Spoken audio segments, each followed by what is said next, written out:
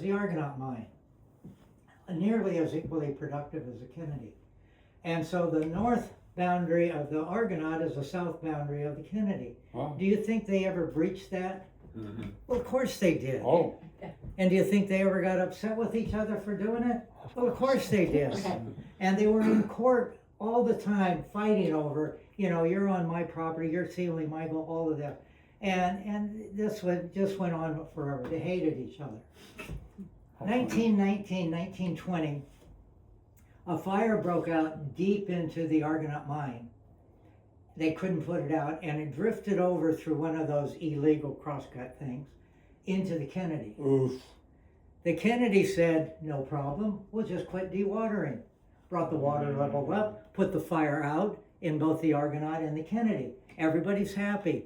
No, the Argonaut sued the Kennedy for flooding them. Oh my gosh. The Kennedy sued the Argonaut for the fire, and they were in court again, knocking heads, and nobody's going to win that one. The lawyers make money. Yeah, the lawyers are the ones that made money on that.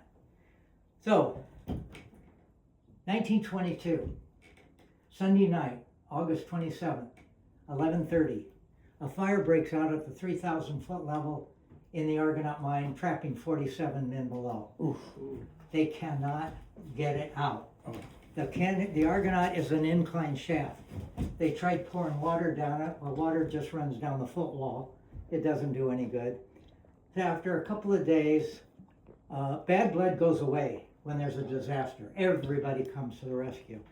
So the superintendent of the Argonaut at the Kennedy went and talked to the superintendent of the Argonaut, said, let's do a rescue here. So they moved the whole operation over here. Red Cross was here, all of the rescue miners were here, the media was here, as always. They were banished to the sawmill area because they always get in the way. And they decided to go down to the 3,600-foot level, which was one of those cross-cut illegal ones, and do a rescue through there. It was one of those that had been flooded in the 20 fire, and so it was pretty mucky and nasty and all that. And the distance is 1,400 feet from this shaft to that shaft. They get halfway through and they run into a cave-in like you saw in the model. Yeah.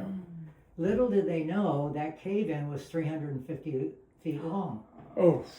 And so they kept going, and by this time, they realized it's not going to be a rescue, it's just going to be a recovery. Oh man. So after 3 weeks, they finally broke through, and the Canary died. Oh They my took gosh. underground because the air was so bad. So they sent in these rescue guys called the Fresh Air Boys by some, and they were using these kind of things, which was a predecessor to the scuba gear, but they were oxygen tanks. They went down there, and they were after a little while got the ventilator going and cleaned up the air, and then they went down and went in 200 feet into the crosscut drift and found a bulkhead, a makeshift wall. Broke that down, went a little farther, found another one, and behind that one, they found the badly decayed bodies of the miners. Badly decayed. Badly decayed, because 3 weeks in hot, humid, underground stuff, they're gonna decay very rapidly. When you read about that with earthquakes and other caves currently, Yeah. you only got a couple of weeks.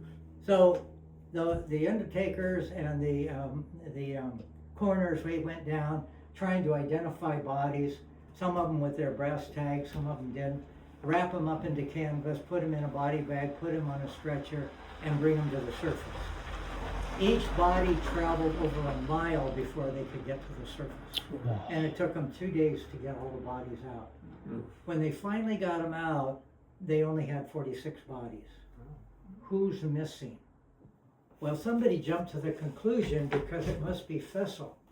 So they found this inscription indicating the gas at 3 o'clock getting stronger. So this would have been 3 a.m.